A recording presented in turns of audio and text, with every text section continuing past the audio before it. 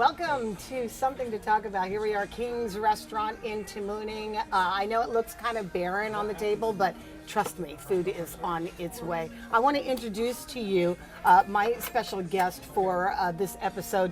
His name is DeMarco Kineni, and I met him just now, but I've watched him during the budget hearings for Guam Youth Congress, and you were at the table making a pitch for Guam Youth Congress and your budget.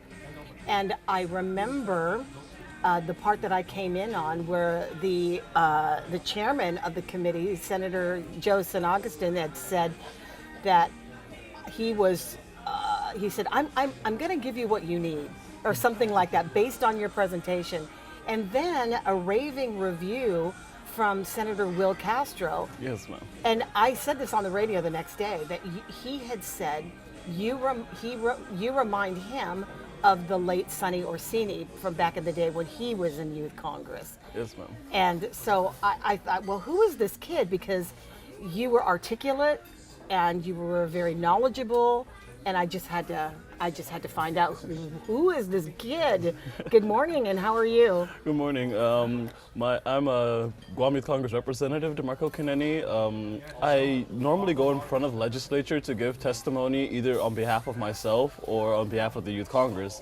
So appropriations for the Youth Congress is one of my big projects. And when I heard there was a budget hearing, a public hearing more so, it was really actually a last minute thing for me to go down and present. Because normally the Youth Congress doesn't get anything in their budget. But when I saw the $15,000 after we had a meeting with Senator San Agustin, I was like, this isn't enough to cover at least our personnel. So I took it on myself to go down to the floor of the legislature again and explain in front of the whole committee this time that the Youth Congress needs funds to operate at a more than ceremonial, more than skeletal level. And that's exactly what I said there at the committee hearing. Is that kind of the feeling that you think the reputation is of Guam Youth Congress? They're just a bunch of kids trying to get into politics, making laws or policies that will have no effect on the island. That's one of the things I really do feel is one of the viewpoints of us. That's why I try to step out of my zone a lot more. I try to go, do community events. I try to go through in front of the legislature. I try to prove to them, that the Youth Congress is strong. We have some strong minds, and we ought to not be ignored because we are established by law, and there are certain things we can do to help benefit both the youth of Guam and the people of Guam.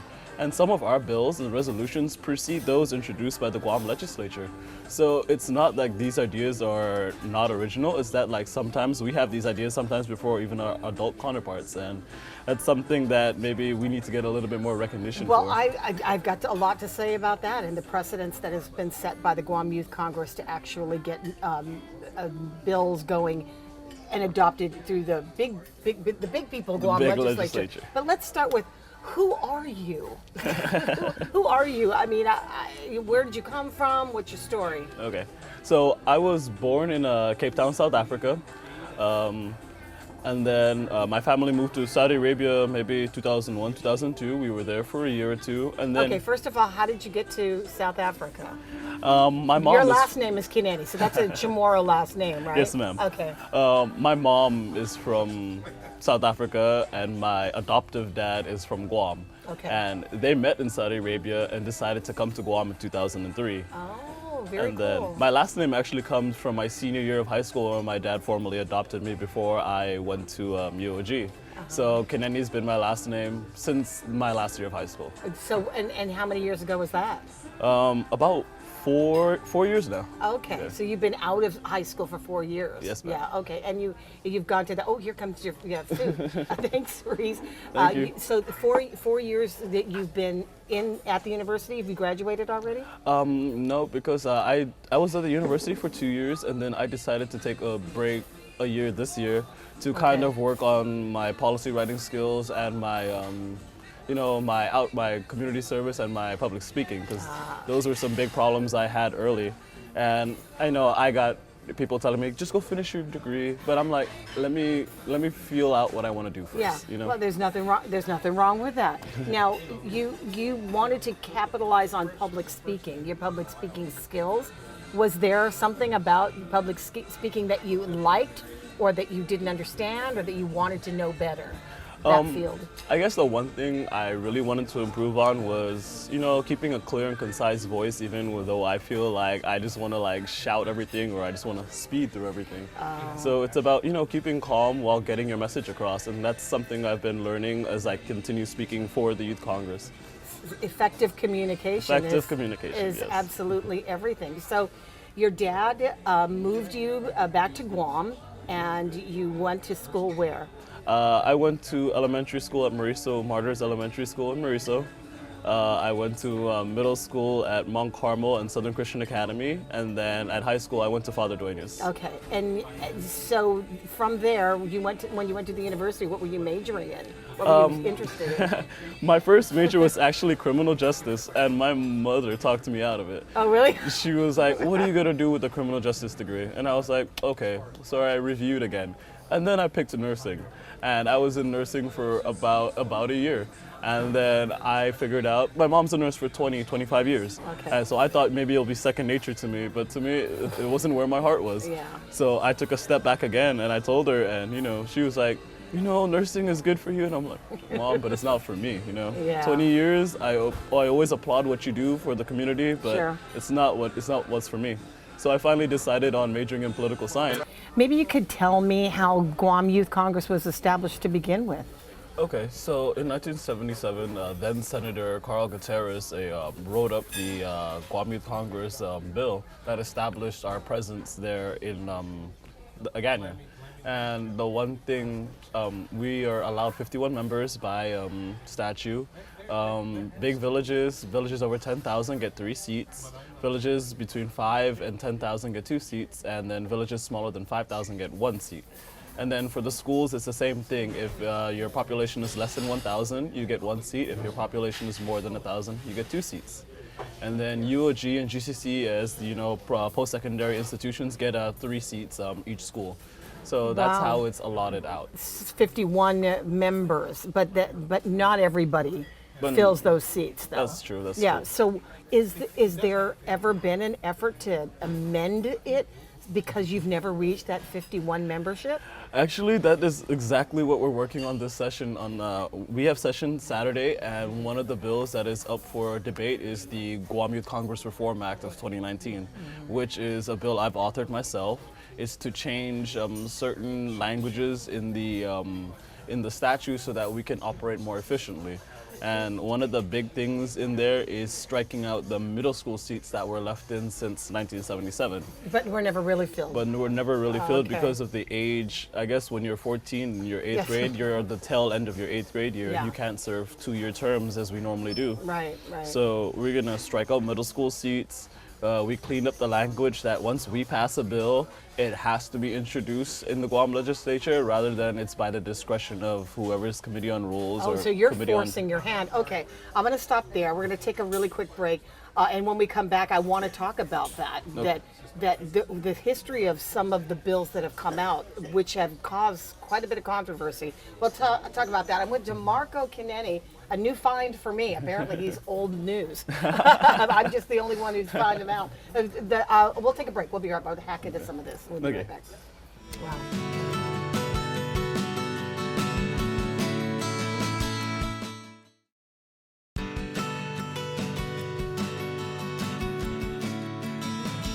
Welcome back to Something to Talk About. I'm really excited, actually. I'm all over. I've never had this before. I'm not quite sure what they call it, but it's like got chopped steak and it's got chopped chicken with like bread. It's so good.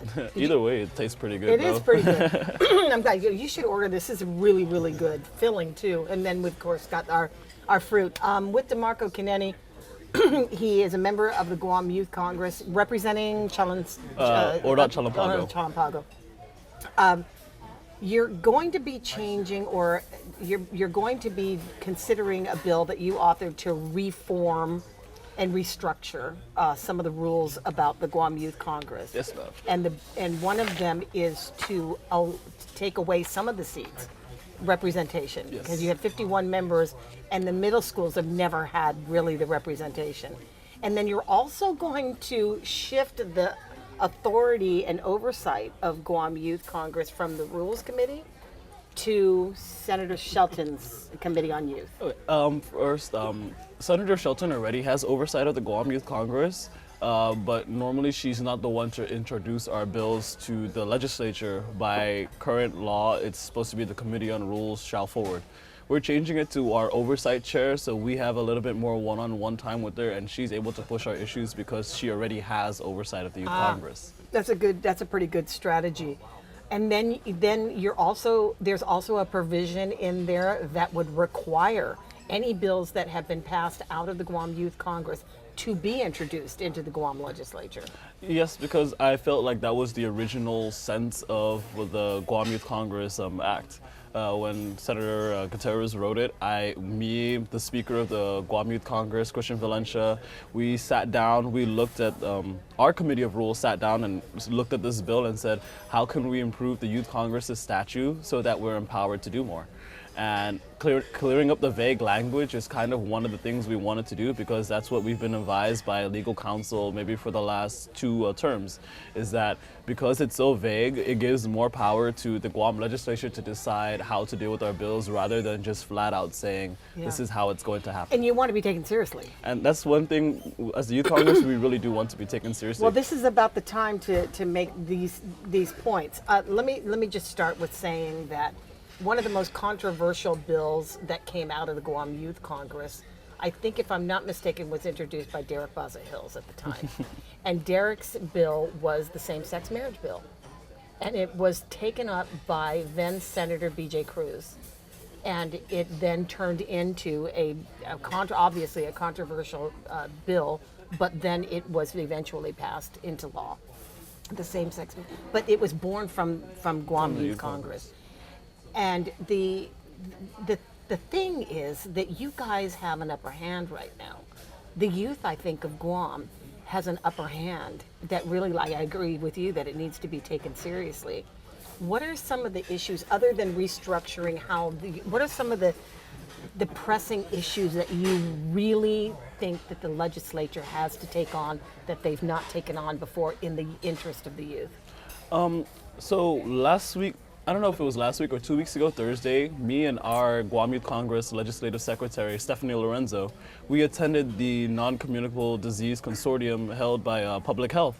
And while we were there, we gave a presentation on the early version, the Guam Youth Congress version of Senator Shelton's expansion of the Natasha Protection Act. And that's something I also wrote maybe back in January, February, and introduced. And we only got to discussing it maybe around June, but it does predate Senator Shelton's bill. So you guys were on it before it actually was introduced in the big people legislature. Yes. Okay. And then we also had the T21 bill, the Tobacco 21 bill from the 31st Youth Congress. I wasn't a part of that Youth Congress, but I do know former Representative Gia Rigetti. And that was also another push to increase the cigarette age from 18 to 21. Now, I don't know if that was the precursor for the bill that was in the legislature, but I can say, we as a youth at least have the same ideas sometimes. Even back in the 30th, one of the first bills I wrote almost 4 or 5 years ago was increasing the compulsory age in schools from 16 to 18. Now that didn't happen maybe for another 2-3 years, but I remember hearing that pass, and I brought out my old folder and I looked at it and I'm like, I'm not crazy. They're stealing from us. They're stealing our best ideas. No, I'm kidding. It's not they're stealing from us, like we try to get our ideas out there sometimes, but we are stifled sometimes. But, we do have good ideas, and that's what we're trying to get at the end, is we have some good ideas. These bills are well written, and some of these representatives are really intelligent, and we deserve to give them a little bit of a stronger voice, because at the end of the day, we are elected representatives. Well, you are, and there's no question about it, but you also represent a very sought after demographic for any lawmaker that wants to consider keeping their job, or even somebody who wants to run for office. Exactly. Because this is a voting block that you can certainly capitalize on in these elections. I'm pretty sure that I'm not the first to tell you this, but You aren't, and I like to think of the Youth Congress. We may have gotten partisan this year, but we are still one of the nonpartisan, non-bickering government agencies like that. Okay. We tend to have debates that are lively, that push forward our ideas, that challenge you to think, and you know, as the way the Youth Congress runs, you know, we all know each other, we all are familiar with each other, you know, we try to work hand in hand. And I see, you know, like with the cooperation I get from the Youth Congress sometimes, I feel like it's almost, you know, these are ideas that need to be pushed forward into the legislature because Is there a different, I'm feeling that there's a different sort of purity politics happening where you're not quite manipulating. Well, I mean, that's what people say about Yes. some politicians, or I mean, that's the nature of politics, is to be able to everybody get what it is. everyone and- get what they want. Yeah, what they want, and manipulation is sometimes part of the strategy. But are you guys looking at examples across the country? I'm not even just saying particularly in the Guam legislature, but do you see the examples of poor politicking or, you know, bad nature or misbehavior or, you know, misconduct all the way around by lawmakers in across the country? I guess the big example to me would be the United States Congress in D.C. Obstructionistic views by the Republicans have really held back this country for the last 4 years. I believe we have a president who is not looking out for the interests of the people, and you know the tax cuts bill that he passed has severely affected Guam's economy also. So you know politics in the Youth Congress I like it because the politics is pure. But I guess when you get to the bigger stage like that, you can see the manipulation, you can see the money in politics, you can see, you know, some things that shouldn't belong in politics. But, you know, people say that's just how it is. Well, you know, that's not how it has to be.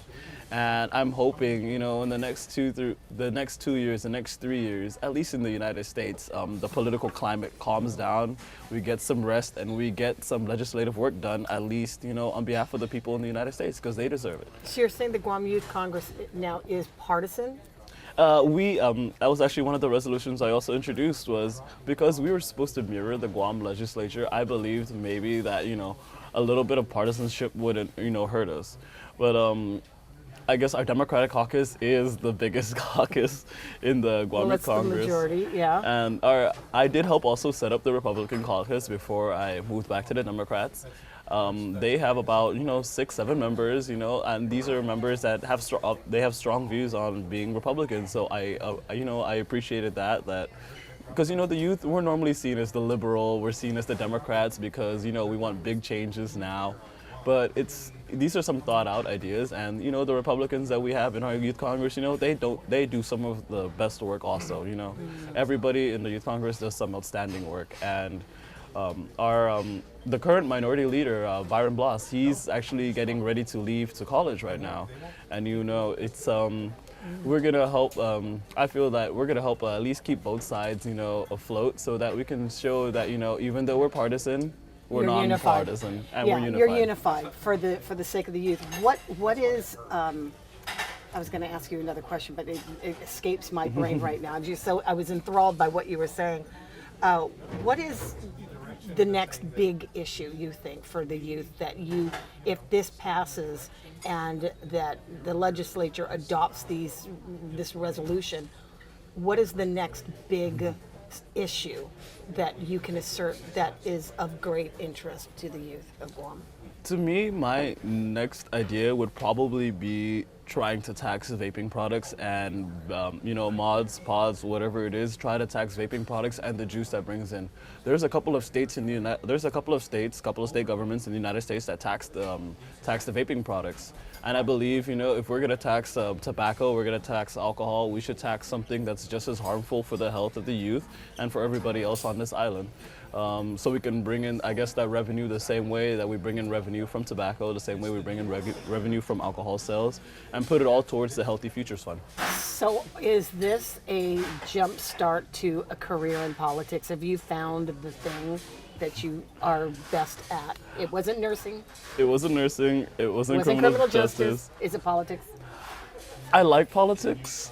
I want to see where it goes, but I cannot say I'm committed 100% to following this route right now. I'm kind of feeling it out. I'm kind of getting my feet wet. I'm meeting everybody, and I'm just trying to get some common sense policies out right now.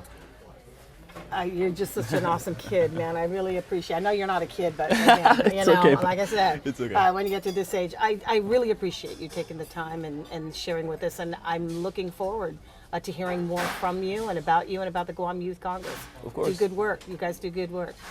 That'll do it for us on Something to Talk About. We'll see you next time. Thanks.